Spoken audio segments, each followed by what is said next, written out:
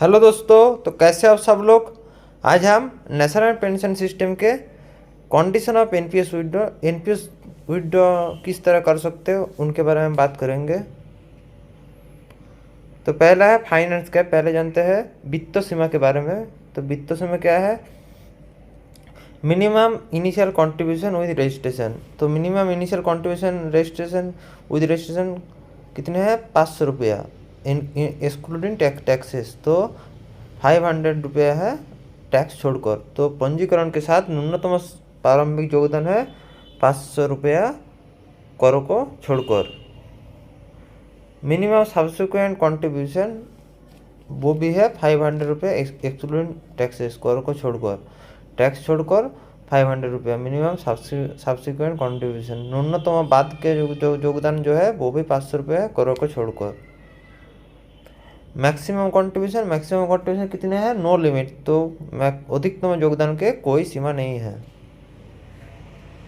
Minimum contribution in a financial year. तो एक वित्तीय वर्ष में, एक फिनेंशियल ईयर में मिनिमम कंट्रीब्यूशन कितने होना चाहिए? तो 1000 रुपया इन टायर 1। जो टायर 1 अकाउंट है, पिछले वीडियो में बोला था टायर 1 और टायर 2 अकाउंट। तो टायर 1 अकाउंट में 1000 रुपये मिनिमम कंट्रीब्यूशन होना चाहिए। एक वित्तीय वर्ष में न्यूनतम योगदान जो है टायर 1 में 1000 रुपया। Minimum transaction in a financial year. तो एक फिनेंशियल ईयर में मिनिमम ट्रांजैक्शन कितने होना चाहिए? एक। मिनिमम ट्रांजैक्शन एक होना चाहिए।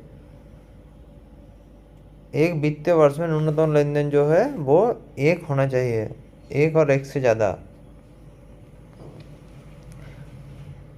अगले है ट्रांजैक्शनल चार्जेज। जो लेन देन के जो शुल्क लगते हैं उनके बारे में बात करेंगे। तो ट्रांजैक्शनल चार्ज जो है, रजिस्ट्रेशन चार्ज रुपया 200 एक्सक्लूडिंग टैक्सेस। रजिस्ट्रेशन चार्ज जो है वो है 200 रुपया एक्सक्लूडिंग टैक्सेस। पंजीकरण शुल्क जो है वो है 200 रुपया करों को छोड़कर। तो करों को छोड़कर 200 रुपये लगते हैं पंजीकरण शुल्क। 0.25% of the contribution amount subject to minimum of raise 20 excluding taxes and maximum raise 25,000। तो क्या बोला है? अंशदान राशि के 0.25% जो है न्यूनतम 20 रुपया करों को छोड़कर और अधिकतम जो है 25,000 रुपया करों को छोड़कर के अधीन है। All service charge. तो ऑल सर्विस चार्ज कितने हैं? रेस 20 एक्सक्लूडिंग टैक्सेस। तो सभी सेवा शुल्क जो है वो है 20 रुपये करों को छोड़कर। पेमेंट मोड किस तरह कर सकते हैं? Cash, cheque, DD subject to realisation. तो पेमेंट मोड भुगतान के प्रकार कितने हैं? नकद है, चेक है और डीडी वसूली के अधीन है। तो आप कंडीशन में आते हैं विड्रॉ वैक्सी upon attainment of the age of 60 years. तो 60 वर्ष के आयु प्राप्त करने पर। तो जब व्यक्ति 60 वर्ष के हो जाएंगे उनके समय एनपीएस का जो कंडीशन है, at least 40% of the accumulated pension wealth of the subscriber needs to be utilise for purchase of annuity providing for monthly pension to the subscriber and balance is paid as lump sum payment to the subscriber. In case of the total accumulated corpus is less than 5 lakhs, the subscriber may be opted for 100% of lump sum withdrawal। तो क्या बोला है? अभिदाता के संचित pension राशि का कम से कम 40% अंशदाता के मासिक पेंशन प्रदान करने वाली वार्षिकी के रसीद खरीद के लिए उपभोग करने की आवश्यकता है और शेष राशि का भुगतान ग्राहक को एक मुक्त भुगतान के रूप में किया जाता है। मामले में कुल संचित कोष रुपया से कम है 5 लाख, ग्राहक 100% एक मुक्त निकासी का विकल्प चुन सकता है। However, the subscriber has the option to defer the lump sum withdrawal till the age of 75 years. Subscriber has also got the option to continue contributing up to age of 75 years। तो continue कर सकते हैं 75 years तक। This option is required to be exercise up to 15 days prior to completion of 60 years. तो क्या बोला है, हालांकि सब्सक्राइबर के पास 75 साल की उम्र तक एग्मू निकासी का टालने का विकल्प होता है। अभिदाता के पास 75 वर्ष का आयु तक अंशदान जारी रखने का विकल्प भी है। इस विकल्प में प्रयोग 60 वर्ष पूरे होने के 15 दिन पहले तक किया जाना आवश्यक है। तो अगर आपको 75 वर्ष तक रखना विकल्प 75 वर्ष तक रखना है तो आपको 60 वर्ष होने के 15 दिन पहले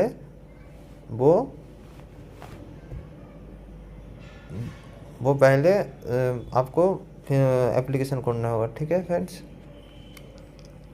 eight the time before attaining the age of 60 years, तो 60 वर्ष के आयु प्राप्त करने से पहले किसी भी समय, तो अगर 60 वर्ष पहले किसी भी समय विड्रॉल कर सकते तो the subscriber may exit from NPS before attaining the age of 60 years only if he has completed 10 years in NPS. तो 60 वर्ष पहले आप विड्रॉ कर सकते हैं अगर आप एनपीएस में 10 साल कंप्लीट किया हो तो। At least 80% of the accumulated pension wealth of the subscriber needs to be utilised for purchase of annuity providing for monthly pension to the subscriber and the balance is paid as a lump sum payment to the subscriber. तो क्या बोला है, अभिदाता 60 वर्ष आयु प्राप्त करने के पहले एनपीएस से नथी बाहर निकल जा सकता है जब उनसे एनपीएस में 10 वर्ष पूरे कर लिए हो। अभिदाता की संचित पेंशन राशि का कम से कम 80% अंशदाता को मासिक पेंशन प्रदान करने वाली वार्षिकी रसीद के लिए उपभोग करने की आवश्यकता है और शेष राशि का भुगतान ग्राहक को एक मुक्त भुगतान के रूप में किया जाता है। In case of the total accumulated corpus is less than 2.5 lakh, the subscriber may opted for 100% lump withdrawal। तो मामले में कुल संचित कुछ रुपया से कम है 2.5 लाख 2.5 लाख, तो ग्राहक 100% एग्मू निकासी का विकल्प चुन सकता है। तो 2.5 लाख से अगर कम है कुल संचित कोष तो ग्राहक 100% एग्मू निकासी विकल्प चुन सकता है। और डेथ ऑफ द सब्सक्राइबर, अगर सब्सक्राइबर को डेथ हो गया तो in such an unfortunate event option will be available to the nominee to receive 100% of the NPS pension wealth in lump sum. However, the nominee wishes to continue the NPS, he or she shall have to subscribe to NPS individually after following due KYC procedure under National Pension KYC system. Under National Pension System, PFRDA pension fund regulatory and development authority, जो PFRDA का full form है pension fund regulatory and development authority, has entrusted the responsibility of receiving, processing and settlement of the withdrawal claims made to the Central Record Keeping Agency। तो Central Record Keeping Agency CRA and CRA has created a special NPS claim processing cell NPSCPC for this purpose and handling all types of withdrawal claims। तो NPSCPC का full form का national pension system central processing centre. The CRA will monitor the performance of NPSCPC on the withdrawal processing as per the instruction by PFRDA in this regard। At the present NPSCPC is fully functional। तो क्या बोला है, ऐसी दुर्भाग्यपूर्ण घटना में नामांकित व्यक्ति को एनपीएस पेंशन राशि का 100% एक मुक्त प्राप्त करने और का विकल्प उपलब्ध है। हालांकि अगर नामांकित व्यक्ति एनपीएस के साथ जारी रखना चाहता है तो उसे केवाईसी प्रक्रिया को पालन करने के बाद व्यक्तिगत रूप से एनपीएस की सदस्यता लेनी होगी। राष्ट्रीय पेंशन प्रणाली के तहत पीएफआरडी के केंद्र को किए गए सभी निकासी दावों को प्राप्त करने के संसाधित करने और निपोदा की जिम्मेदारी सौंपी है रिकॉर्ड कीपिंग एजेंसी सीआरए और सीआरए के सभी प्रकार के निकासी दावों को संचालन किए लिए इस उद्देश्य के लिए एक विशेष एनपीएस दावा प्रसंस्करण सेल एनपीएससीपीसी बनाया है। सीआरए के इस संबंध में पीएफआरडीए द्वारा दिए गए निर्देशों के अनुसार निकासी प्रक्रिया पर एनपीएससीपीसी के प्रदर्शन की निगरानी करेगा। वर्तमान में एनपीएससीपीसी पूरी तहत कार्यात्मक है।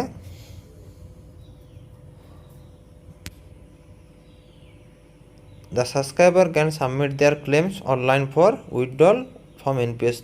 तो क्या बोला है, अभिदाता एनपीएस से निकासी के लिए अपने दावे ऑनलाइन जमा कर सकते हैं।